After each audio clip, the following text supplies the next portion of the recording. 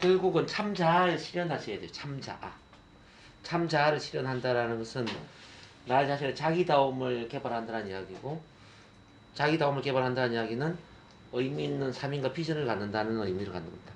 의미 있는 삶인과 비전을 갖는다. 많은 분들이 어떤 상처가 있고 아픔이 있으면은 내 상처 하나 치유하면 되지, 내 아픔 없애면 되지, 근데 남들처럼 평범하게 살면 되지, 이렇게 생각을 해요. 그렇게 하면은 상처나 아픔을 치유할 수가 없습니다.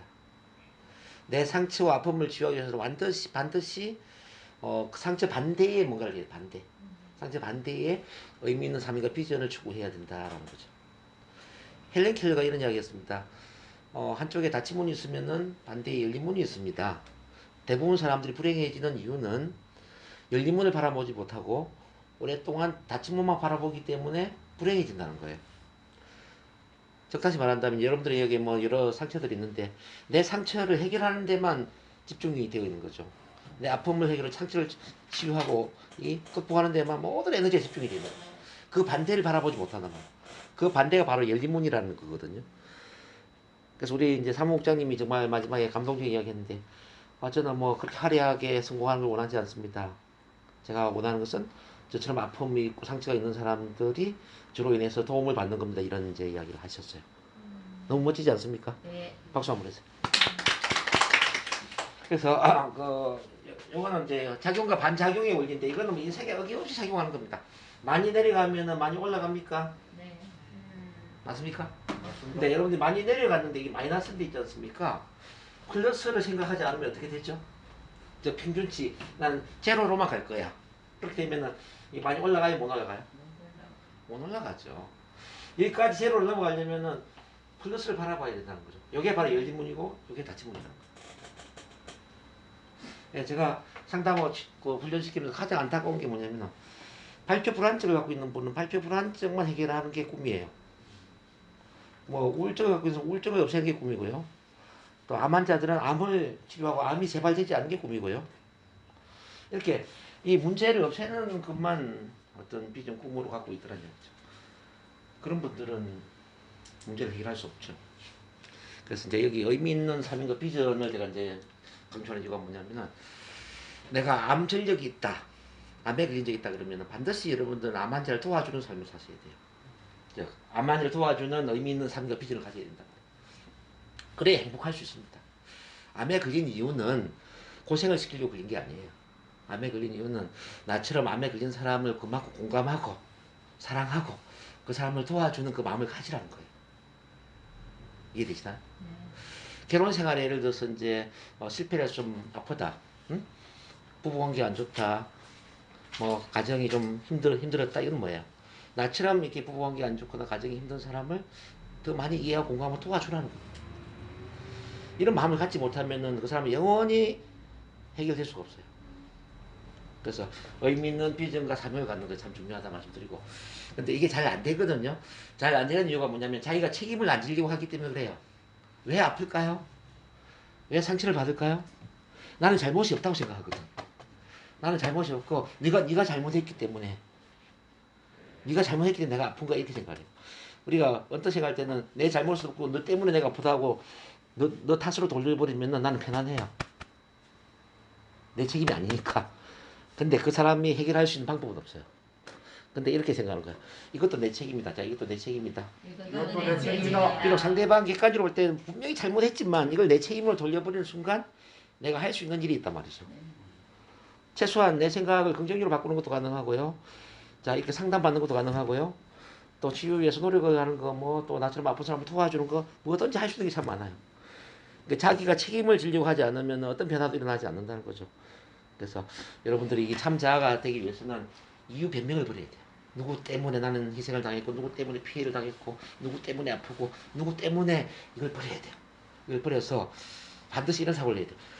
당신 덕분에 내가 강해졌어. 당신 덕분에 내가 보지 못했던 걸 볼 수 있었어. 당신 덕분에 나 자신의 자기다움을 찾을 수가 있어. 당신 덕분에 의미 있는 삶과 비전을 가질 수 있어. 이 덕분에 사고를 해야 된다는 거야, 이거. 때문에는 완전히 버려야 돼요, 이거. 정말 이게 지금 잘 안 되면 훈련하셔야 돼요. 때문에 사고를 하면 인생이 절대 좋아질 수가 없습니다. 누구 때문에 내가 피해자가 아닙니다. 그리고 여러분들이 아셔야 될 것은 우리의 삶 속에는 어떤 피해자도 있을 수가 없습니다. 어떤 희생자도 있을 수가 없고요. 어떤 악인도 있을 수가 없습니다. 자, 그럼 따라하겠습니다. 어떤 악인도, 어떤 희생자도 존재하지 않는다. 어떤 희생자도 존재하지 않는다. 존재하지 않습니다. 단지 내가 희생자라고 받아들일 뿐이에요. 단지 날 피해자로 바라보는 거예요. 마음 안에서. 원래는 희생자 피해자가 아니에요. 모든 사람은 자기 삶을 최선을 다해서 살고 있을 뿐이에요. 모든 사람 자기 인생의 최고의 전문가입니다. 예를 들어서 우리 사무국장님도 최고의 인생의 전문가죠. 자, 우리 백옥 선생님도 최고의 인생의 전문가예요. 또 나한테 피해를 준 것 같은 그 사람도 그 사람 인생에서 최고의 인생의 전문가라니까요. 인생의 전문가 아닌 사람이 아무도 없어요. 근데 이렇게 최선을 다해 사는데 어떤 사람한테는 상처를 주기도 하고 어떤 사람한테는 은혜를 베풀기도 하고 막 그러죠. 그죠? 그래서 우리는 이제 상처를 받았기 때문에 그 사람이 나한테 상처를 주고 난 피해를 당했다고 보는 거 아니에요. 근데 엄밀하게 얘기하면 그게 상처받은 게 아니죠. 그러면 보세요. 날씨가 좋을 때는 우리가 은혜를 받았는데 비가 오면 항상 우리가 피해를 당합니까? 우리 인생의 날씨를 한번 봅시다. 하늘이 맑을 때도 있고 구름이 낄 때도 있고 비가 올 때도 있지 않습니까? 예?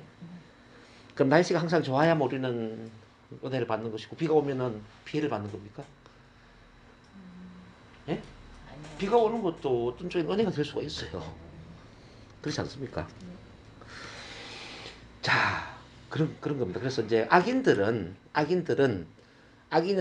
사람들, 악역의 역할을 통해서 우리한테 도움을 주는 조력자예요. 자, 한번 따라해 보세요. 악인은 악역의 역할을 통해서 우리에게 도움을 주는 조력자이다. 우리에게 도움을 주는 조력자이다. 여기에 받아들여지지 않겠지만 받아들이기 애를 쓰세요. 저 사람은 지금 악역의 역할을 맡고 있을 뿐이다. 그렇지만 나한테는 도움을 주는 조력자다라고 생각을 해야 돼요. 조력자. 예. 그 경지가 빨리 도달되게 돼요. 그래야 그 사람 때문에 스트레스 받지 않아요. 근데 여러분들이 이렇게 생각하지 않으면 저 사람은 나한테 피해를 주고 있어. 저 사람 때문에 나는 계속 피해자야. 계속 이렇게 되거든요. 자, 우리 그 루스벨트 대통령 영부인도 이런 이야기 했거든요. 당신이 당신 마음 안에서 허락하지 않는다면 그 누구도 당신 안에 상처를 줄 수는 없다라고 했습니다. 마음에서 허락을 했기 때문에 상처를 받는다 이거죠. 그래서 이제 통제력을 한다는 이야기는 이렇게 이제 이유배명해버리고 모든 걸 내가 책임지는 상태. 이게 잘 안 되기 때문에 여러분들이 저한테 상담을 받고 코칭을 받고 교육을 받고 또 NLP 훈련을 하고 뭐 체면 훈련하고 그런 거 아닙니까? 근데 저랑 오랫동안 생활을 같이 하다 보면은 이건 그냥 돼요. 저랑 1년, 2년 만났는데 이게 안 되는 사람은 없어요. 뭐 세뇌를 당하든지 뭐 어쨌든 이렇게 되게 돼 있어요. 근데 이렇게 돼야만 이게 간다는 거죠. 어쩔 수 없어. 시간이 많이 걸리고 작게 걸리고 차이지. 자, 이걸 가게 되기 위해서 이제 그 이전 단계가 막 참사랑이라는 거거든요. 참사랑은 뭐 어떤 개념이냐면 나를 있는 그대로 받아들이고 사랑하는 상태. 자, 앞서 제가 이야기했죠. 나는 지금 있는 그대로 완벽하게 사랑스러운 존재다. 기억나십니까? 뭔가를 더하거나 빼거나 고치거나 이렇게 해서 사랑스러운 존재가 아니다 말이야. 지금 있는 그대로 나를 완벽하게 사랑스러운 존재로 바라볼 수 있는 마음. 이게 이제 참사랑이라고 합니다. 그러기 위해서는 자아 강화 훈련을 하셔야 되고요. 뭐 긍정문 낭독을 한다든지 감사 일기를 쓴다든지 또는 자기 긍정 대화를 한다든지 또 NLP 체면 어떤 이미지 트레이닝을 한다든지 여러 가지가 있죠. 이거 제가 시키는 게 있어요. 이거 하다 보면 자기를 객관적으로 보게 되고 객관적으로 보면은 자기 문제를 용서하게 되고 용서하면 받아들이고 자기 수용 받아들이게 되면 자기를 온전히 사랑하는 거예요. 자기 사랑. 이런 구조로 가는 거예요. 제가 천만남 심리가족 이걸 계속 강조하는 이유는 뭐냐면은 자, 요게 안 되면 이것도 안 되거든요. 자, 왜 이게 천만남 심리가족이 안 되면 참사랑이 안 되냐면요. 인간은 사랑받지 않으면 자기를 사랑할 수 없어요. 이게 희한해. 인간은 사랑을 받아야만 자기를 사랑할 수 있어요. 그래서 누군가가 나를 사랑해주고 누군가가 나를 우호적으로 바라봐주고 자, 엄마가 아기를 이뻐해주는 것처럼 이렇게 내 편을 들어주는 누군가를 만나야 된단 말이에요. 내 편? 누가 필요하다고요? 내 편. 자, 내 편이 필요한 거예요. 내 편. 내 편을 만나지 못하면은 이렇게 일어설 수가 없어요. 우리 심리적으로. 참만남 심리 가지고 바로 내 편으로 이루어진 가족들이에요. 이 심리 가족은 내 편으로 이루어진 가족이면서 뭐 심리적으로 산소를 제공하는 사람들이다. 자, 심리적으로 산소를 제공한다. 심리적으로 산소를 제공한다. 네, 산소를 제공한다. 그러니까 우리가 이제 물리적으로 산소가 없으면 숨쉬기 힘들잖아요.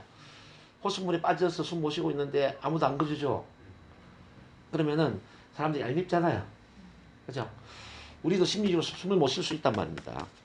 그래서 숨을 쉬도록 해주기 위해서 평가 판단 없이 있는 그대로 수용 존중해주고 공감해주고 여기서 있는 그대로 나를 보여주고 이 자아개방을 하는 거야. 자아개방.